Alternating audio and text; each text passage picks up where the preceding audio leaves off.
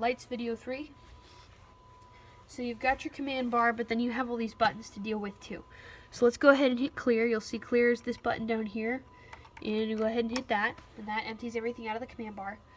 And then what you're going to do is you're going to do the lighting cues based on what is written on the agenda. The service agenda is what you'll get when you show up, and there's going to be usually one sitting by the light board, and it'll have the cues next to it. A couple of the common cues that we use are in 35. So every time before you want it to go to a cue, you'll hit this button up here which says go to cue on it, and you'll see it's marked by this blue tape, right, so that it's easily identifiable. You'll hit go to cue, and that types it in the command bar, and then you're going to hit, let's say you need to go to cue 35.2, right? So this is the point button, and you need to type that in there to go to the cue, and then you'll hit enter, and it'll take the cue, and the lights will change to the correct cue. So after you've done that, you need to go to 35.4. So hit go to cue 35.4. You'll hit enter, and the lights change to the correct cue that is there. Then the next thing, so you keep, and then you clear the command bar, and then you can keep going through cues with us. And you'll see the worship center, the lights change and everything, and you go to all the different cues. So say you're going to go to cue 37, hit enter, see the lights will change to what they're supposed to be, which is that dark, you can't tell, but it's like a soft, it's like a darker pink. It's not that red that it looks like there, but yeah, so you hit the buttons to type in the command bar. Like I said, if you get stuck, if you hit go to cue, you type something in and it gives you some sort of red message, whatever it is, you'll see that the clear button down there, it actually lights up red. It's trying to walk you through the steps. So you just hit clear until the command bar is empty, and you start over with the button with the blue tape. Go to cue 30 and you hit enter. So there's a couple tips and tricks that you can do. There's just a couple different things you can do that we don't really use a whole lot, but it's cool for you to know them, and it will help me if you know them, because then we can just call out stuff, and you can kind of roll with me a little bit in these things. It'll be good. So one more thing that you don't really use ever is this wheel right here. You see this wheel, and you can bring this down and you can move it up, and it's really cool. So what it's doing is it has the ability to, as slowly or as fast as you want, you can have manual control over how fast the lights go up and down. So let's clear your command bar, right? You hit clear.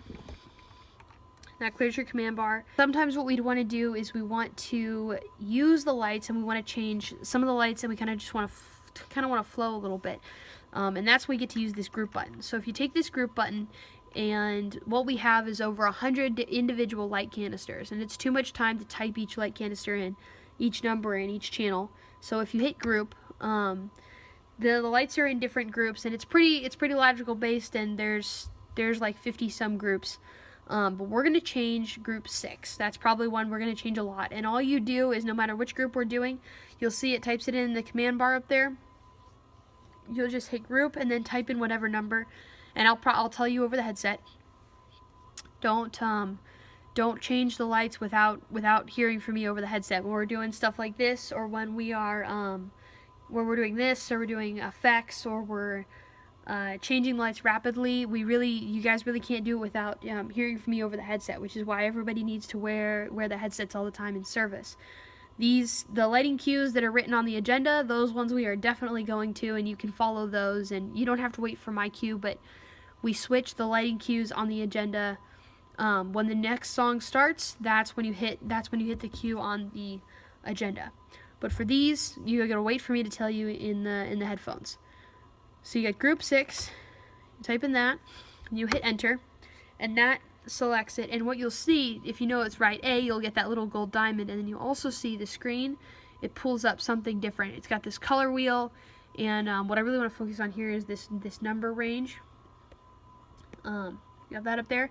See, right now it says 69 up there in that intensity level. So what you can do when you use that dial is that it changes that number range. Now you have 20. And intensity goes from 0 all the way to 100. So if you're looking at the whole thing, right?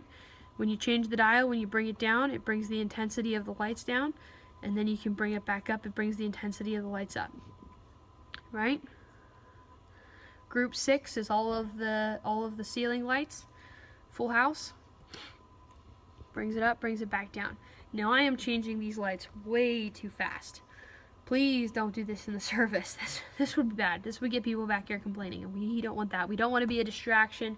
We want people to enjoy what's going on. So if we're going to change the intensity, normally the intensity will probably be about that 69 or 73, about there. And at some point during what we're doing, if I tell you we're going to change the intensity on something, you type in the group number, you hit enter, and then you need to look at that number next to the intensity, because you'll know how fast you're changing the lights. You can't feel it on the wheel at all. The wheel, it stays the same pace no matter how you're going. There's no feeling on it. You really have to go with these numbers. The correct way to bring the lights down is about that. You don't have to see every number, but you should see about every other number, and you want to bring it all the way down to a nice place. And I'll usually give you a number, say, hey, bring it down to 15. Whatever this group intensity is at, bring it down to 15. And then you can see you've gently dimmed the lights instead of harshly dimming the lights. And that's the effect you want. And even when you're bringing it back up, nobody likes it when they're in a dark room and suddenly shines a light in their face. So you want to do the same nice, gentle, bring the lights up so people can tolerate it.